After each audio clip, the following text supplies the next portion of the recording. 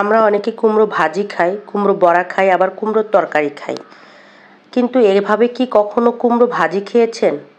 এটা আসলে অ্যাকচুয়ালি ভাজি বলবো কিনা জানি না, এটা হলো কুমড়ার চাক ভাজি। তো এটা আমি একটুখানি ডিফারেন্ট করে ভেজে নেব। তো প্রথমে আমি সুন্দর করে গোল গোল করে চাক চাক করে কেটে দেন আমি একটা কাঁটা চামচের সাহায্যে এটাকে আমি ছিদ্র ছিদ্র করে নিয়েছি, যাতে করে মশলাগুলো একটু ভিতরে ভালোভাবে ঢোকে। তো ছিদ্র করে নেওয়ার পর এখন আমি কুমড়োগুলোকে ভালো করে পরিষ্কার করে ধুয়ে নেব।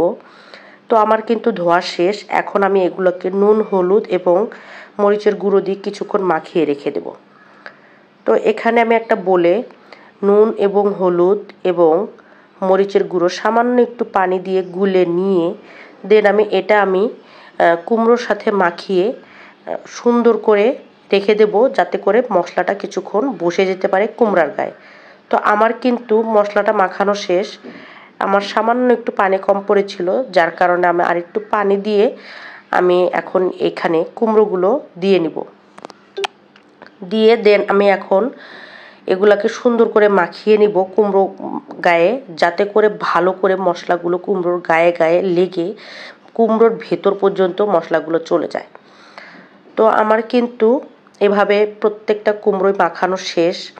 এখন আমি চলে যাব নেক্সট প্রসেসে। তো এই বলেই আমি আবার সামান্য একটু বেসন, আর এখানে তো হলুদ গুঁড়া, মরিচের গুঁড়া এবং লবণ দেওয়া আছে, তারপরও সামান্য একটু করে লবণ, মরিচের হলুদের গুঁড়ো, জিরার গুঁড়ো এবং ধনিয়ার গুঁড়ো এবং সামান্য চালের গুঁড়ো নিয়ে এখন আমি এটাকে আস্তে আস্তে পানি দিয়ে ব্যাটার করে নিব সামান্য। তো আমি হাত দিয়ে ভালো করে মেখে ব্যাটার করে নিব, একটু একটু করে পানি নিয়ে দেন আমি ব্যাটার করে নেব। তো দেখতেই পাচ্ছেন আমি একটু করে মাখাচ্ছি আর একটু করে পানি নিচ্ছি।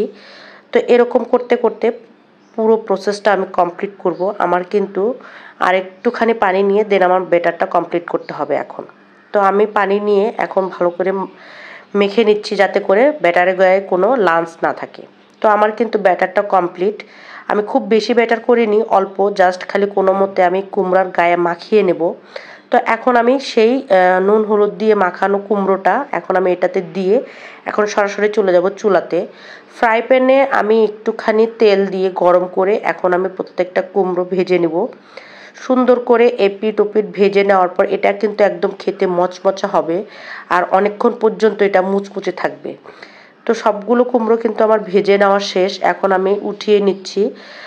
উঠিয়ে নেওয়ার পর ফাইনাল লুক আমি আপনাদেরকে দেখিয়ে দিব কতটা সুন্দর হয়েছে। আর এটা খেতে অসম্ভব মজা। আপনারা একবার হলো বাড়িতে ট্রাই করে দেখবেন, আশা করছি সবার কাছে ভালো লাগবে। তো আমার কিন্তু কুমড়া ভাজা শেষ। দেখেন আমি কিন্তু খুব বেশি ব্যাটার করিনি, একদম ডুবিয়ে যে ভাজা সে ভাজাটা ভাজিনি, আমি অল্প অল্প করে নিয়ে দেন আমি ভেজেছি। এটা কিন্তু মানে আপনাদেরকে সাউন্ডটা শোনাইতে পারলে ভালো হতো। তো আমি কিন্তু ওরকম করে ভেজেছি অল্প তেলে, যাতে করে ডুবো তেলে ভাজলে এটা বেশি একটা ভালো লাগে না, এজন্য আমি অল্প তেলে ভেজেছি। এটা গরম ভাত পোলাওয়ের সাথে খেতে অনেক বেশি মজা লাগে। তো কেমন লাগলো অবশ্যই জানাবেন।